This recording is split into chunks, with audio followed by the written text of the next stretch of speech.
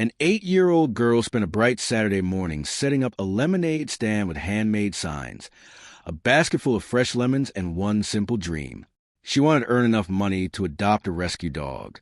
Less than 2 days later, a middle-aged man wearing a polo shirt arrived with legal paperwork demanding that she shut it down. What happened next was something he never expected. Before we get into the story, make sure you're subscribed because the HOA Revenge Stories only get more unbelievable from here. And let me know in the comments where you're watching from. I always enjoy seeing how far these stories travel. Maplewood Terrace was the type of neighborhood that looked like it belonged on the cover of a real estate magazine. Every lawn was neatly trimmed. The mailboxes matched. Basketball hoops stood at the ends of quiet cul-de-sacs. And neighbors still waved to one another from their driveways, while children rode bikes until the streetlights came on. In the middle of this picture-perfect community lived 8-year-old Maya Castellano. She was a third grader with a gap-toothed grin, a faded stuffed bear named Captain, and more determination than most adults twice her age. That summer, Maya had one goal. She wanted to adopt a rescue dog from the Maplewood Animal Shelter. The dog was a scruffy terrier mix she had already decided to call Biscuit. The adoption fee was $40. To Maya, $40 felt like a fortune, so she came up with a plan. She gathered lemons from the kitchen, pulled an old folding table from the garage, and painted a sign in bright orange letters that read, "Maya's Lemonade, 50 cents a cup. Help me adopt Biscuit." Then she set up her stand on the sidewalk in front of her house. Her mother, Diane, helped squeeze lemons all morning. Her father, Roberto, ran an extension cord outside so Maya could have a small fan while she worked in the summer heat. The response was immediate. Within 2 hours, neighbors from all over the street stopped by. Some bought a cup and handed Maya $1, telling her to keep the change. The neighborhood mail carrier purchased 2 cups. A jogger paused during her morning run, snapped a picture, and shared it in the community Facebook group. By the end of Saturday, Maya had earned $63. She already had enough for Biscuit and was excitedly talking about saving money for another rescue dog someday. That was when Gerald Whitmore saw the Facebook post. Gerald was the president of the Maplewood Terrace HOA. He was the type of person who organized his calendar by color, carried a tape measure to inspect lawn height, and once submitted an official complaint because a neighbor's decorative garden statue exceeded the approved height limit by 2 inches. He had held the position for 6 years. No one challenged him for the role. No one wanted it badly enough. Early Monday morning, Diane opened her front door and noticed an envelope wedged between the screen door and the frame. The envelope carried official HOA letterhead. She read the contents once. Then she read them again. Only after the 3rd time did she accept that it was real. The document was a cease and desist notice citing Section 4.7b of the Community Guidelines. According to the letter, operating any commercial enterprise from residential property required prior approval from the HOA board. Maya's lemonade stand, 1 folding table, 1 afternoon, 1 jar of homemade lemonade. The HOA had officially classified it as an unauthorized commercial business. Diane stood on the porch staring at the letter for several minutes. When Roberto got home, she handed it to him. He read it carefully, then he read it again. For nearly a minute, neither of them said a word. Finally, Diane grabbed her phone. She took a picture of the letter and uploaded it to the neighborhood Facebook group with a single caption. The HOA sent a cease and desist order to shut down our 8-year-old daughter's lemonade stand. She was raising money to adopt a rescue dog. The reaction was immediate. Within 4 hours, the post had accumulated more than 300 comments. Not a single one supported Gerald. Neighbors began stopping by the Castellano home. Maya's stand was closed, so they weren't there to buy lemonade. They came because they were angry. Groups gathered in the front yard, sharing stories about Gerald and his constant rule enforcement. One resident said he had fined her $60 for putting her trash cans outside 2 hours before the approved time. Another claimed Gerald threatened to report him to county officials over a flower pot sitting beside his front door. But while Diane was reading through all those comments, one post caught her attention. Someone uploaded a photo. The image showed a white pickup truck parked just a few houses away from the Castellanos. Large black lettering on the side of the truck read, "Kyle's Pressure Washing, call for rates." The truck was parked in front of a home inside Maplewood Terrace. According to the comment beneath the photo, the owner had been operating a pressure washing business from that address for more than 2 years. The owner's name was Kyle Whitmore, Gerald Whitmore's nephew. Diane spent the next several days digging through a year and a half of HOA board meeting records, all of which were publicly available on the community website. She searched every document she could find. Not once did she discover a warning, citation, or violation issued against Kyle's pressure washing business. Not a single one. She began collecting evidence, screenshots, meeting records, copies of the cease and desist letter, business registration documents showing that Kyle's company officially operated from his Maplewood Terrace address.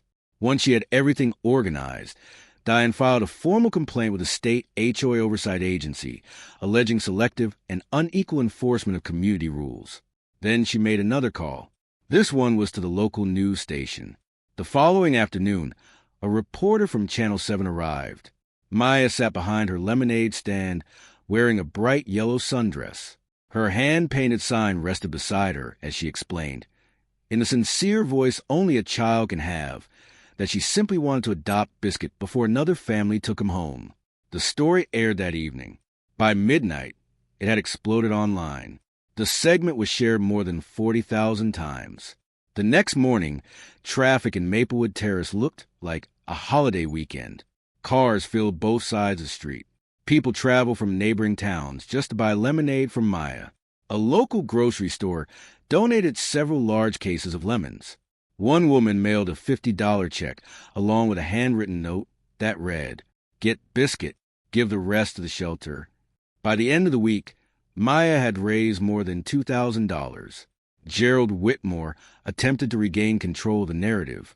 Through the HOA's community email newsletter, he released a statement claiming the media coverage was inaccurate and insisting that the board applied neighborhood rules equally to every resident.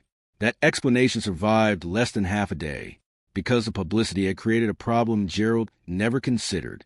Residents started reading, not social media posts, not rumors, the actual HOA documents, meeting minutes, financial reports, vendor agreements, maintenance invoices stretching back several years.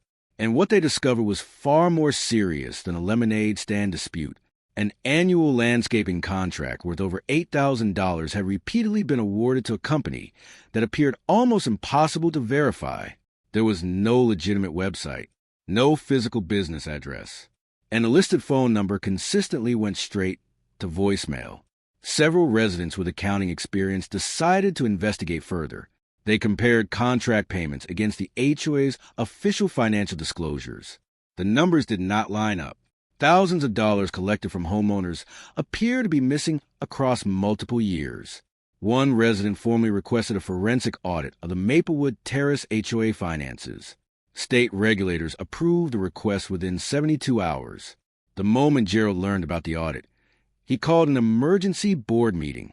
According to the notice, the primary purpose of the meeting was to formally censure Diane Castellano for what he described as harassment directed toward HOA leadership. He expected a routine meeting, a mostly empty room, a quick vote, then everyone would go home. Instead, every chair was occupied. Residents lined the walls. People crowded near the entrance.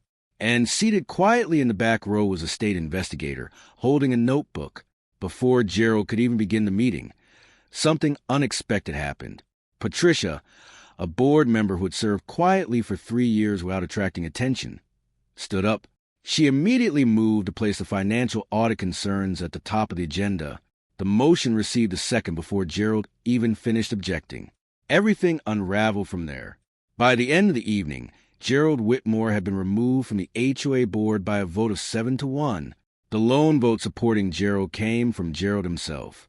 3 weeks later, the forensic audit confirmed what many residents already suspected. More than $22,000 in HOA funds had been improperly diverted over a 4-year period. The payments all led back to the same questionable landscaping company. Gerald resigned before formal charges could be filed. It made very little difference. The evidence was already there. The following Saturday, Maya Castellano finally adopted Biscuit. She walked into the shelter, carrying a handwritten card that simply said, "I saved up." She also donated $600 to the Maplewood Animal Shelter in Biscuit's honor. Meanwhile, the newly elected HOA board held its first official meeting. Their first action was unanimous. They designated part of the community common area as the permanent Maplewood Kids Corner. It would be a place where children could sell lemonade, artwork, baked goods, or other small projects every Saturday. No permits, no approval forms, no unnecessary obstacles, just kids being kids. And somewhere else in town, Gerald Whitmore was reportedly sitting in a lawyer's office trying to explain how a child's lemonade stand had managed to expose everything. That is the part of this story that stays with me. Maya never started out looking for a battle. She wanted a dog. That was it. She did not challenge the HOA. She did not organize a campaign. She did not even realize she had become part of something much larger. Yet sometimes all it takes is one small act, one folding table, one pitcher of lemonade, one hand-painted sign, and suddenly the thing everyone ignored for years is impossible to hide anymore. If this story hit you the same way it hit me, then you already know what to do. Subscribe to HOA Revenge Stories, because next week's story might be even more unbelievable than this one.